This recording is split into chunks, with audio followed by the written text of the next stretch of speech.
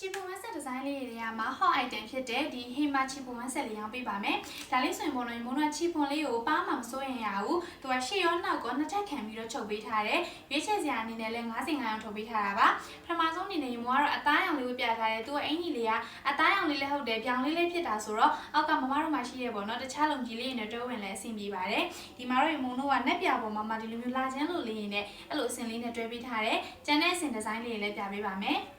ဒါလေးဆိုရင်ပိန်းဦးရောင်လေးပါမယ်တော်တော်လေးလာရဲချစ်စရာလည်းကောင်းတယ်ဒီမှာဆိုရင်မိုးကပိန်းဦးရောင်ပေါ်မှာအပွင့်စင်လေးနဲ့တွဲပေးထားတာပါပြီးတော့ဒီဟာလေးဆိုရင်တော်တော်လေးလာတယ်သူကကြတော့လေလို့အုတ်ကျိုးရောင်လိုမျိုးလေးပေါ့နော်အုတ်ကျိုးလေးကိုမှအရောင်လေးကတော်တော်ဆိုတယ်အသားပြူတဲ့မမတွေအသားညိုတဲ့မမတွေတကယ်လို့မှအသားဆောင်တဲ့ရောင်လေးပါဒီမှာဆိုရင်တော့အကွက်စင်လေးနဲ့တွဲပေးထားပါတယ်ရှင်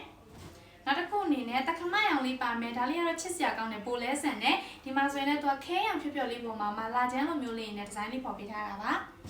နောက်ဆုံးတစ်ရောင်အနေနဲ့အသားလေးပေါ့သူအသားမှာအသားရင်းရောင်လေးပါမယ်ဒီဟာလေးကတော့အရောင်မှန်မှန်လေးနဲ့လှတယ်ဒီစင်လေးဆိုရင်လည်းအပွင့်စင်လေးကြိုက်တယ်ဆိုရင်တော့ဒါလေးရွေးဖို့မို့